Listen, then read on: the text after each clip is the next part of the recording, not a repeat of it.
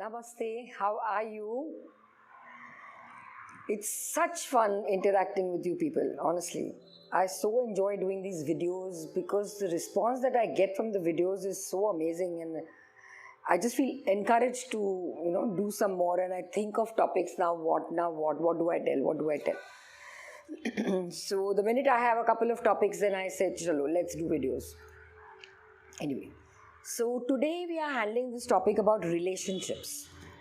Every human being has relationship problems. And most often nowadays I've been hearing this word, oh, but this relation is very toxic. This person is very toxic. This toxic. There are certain words which becomes a fad and everybody starts using that same word over and over again. Now, do you even understand what's a toxic relationship? Do you know this person is toxic? On what basis do you term somebody toxic? Invariably relationships fail because the other person does not do what you want him to do. The other person does not listen to what you have suggested. And then you say, he's become a very negative person, she's become a very toxic person. So as long as people are listening to you, or as long as people are complying with you, you're fine. The minute something goes off, that person goes off your radar and you ignore that person, avoid that person, however close a relationship it can be. And you term that as toxic. That person is not toxic. You have become toxic. Please realize that. The other person is not toxic. You have become toxic. Your thoughts have become toxic. And that's why you feel that relationship has become toxic. It doesn't become toxic. Stop judging, first and foremost. And it's okay, even if it's a long friendship or whatever, it's okay if 10 times somebody says, no, I don't agree with you. It's okay. Every person has a right to have a point of view. You don't have to impose your point of view all the time to that person. Why can't you be a little more accommodative?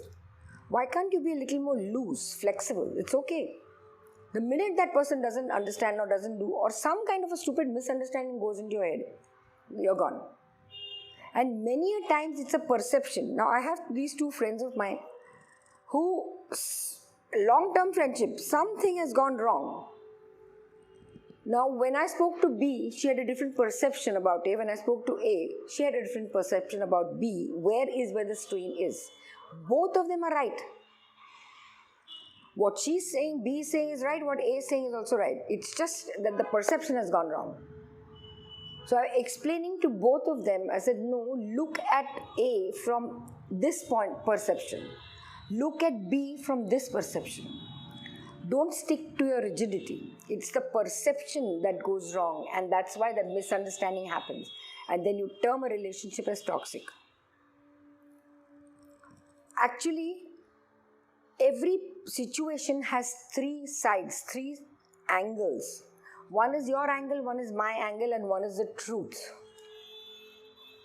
So if you look at any situation, any person, any problem, challenge from this top angle, which is the truth, you will realize that both of you are right in their own place. If you're perceiving things wrong. Now this example I've given plenty of times, you must have heard it, but it applies here. So once again I'm telling you, it's like number 6. From my end I can see a proper 6 here, from your end you can see a proper 9. Who's right, who's wrong? Nobody's wrong. Both are right. It's just that you're seeing it from your angle, I'm seeing it from my angle. My perception is 6, your perception is 9, which is correct. So if you zoom out and see things from the top angle, you will see, oh no, what you're saying is right. I didn't understand what you was trying to say. So many a times relationships go haywire because of wrong perceptions. Another important thing which spoils relationships is if you have not given the other person enough significance and importance. This is a Manipura chakra, the solar plexus problem. If you've not given the other person enough importance and significance, that person feels, well, she doesn't like me. That person feels, well, she thinks to no end of herself. Find out.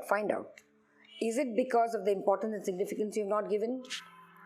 Or you've had some wrong perceptions about something? And if it is, usually husband-wife relationships go sour here. Your expectation is maximum from your spouse. And it is very difficult to meet each other's expectations. It is really difficult. But the desires and wants are constantly there from both ends. It's not possible to meet that. But whatever you've got from your spouse, if you acknowledge that and tell that spouse of yours that I'm so thankful to you for being in my life and doing this for me. Really, honestly, it's a great thing you've done. Thank you very much. Just give that person the importance. Make that person feel significant. Acknowledge it. It's not that you're boosting his or her ego, but acknowledging that in a husband-wife relationship, there's a lot of give and take. So acknowledge that, no? Acknowledge the give and take. Is it so difficult? We adjust with everybody in the house, your house help, your drivers, everyone. We keep them absolutely the way we want to. We will pamper them, we'll do this for them, we'll do that for them. All that we do for all these people. Then why not your own people? Why is there such a big issue when it comes, especially with your spouse? Just acknowledge. Acknowledge what the spouse has given you or done for you. Is it so difficult? Why can't you do that with us? You're going to live with that person forever. And then you just term that person as toxic. It is so easy to just blame someone and say that person is toxic, that person has got ego. Why don't you look at yourself? The same thing that person must be thinking about you, right? That you are toxic, you are ego, you've got this kind of a thing. So actually the other person is not toxic. Very honestly, again I'm repeating, the toxic person is you. You are emitting those toxic vibes to that other person and the other person reacting accordingly.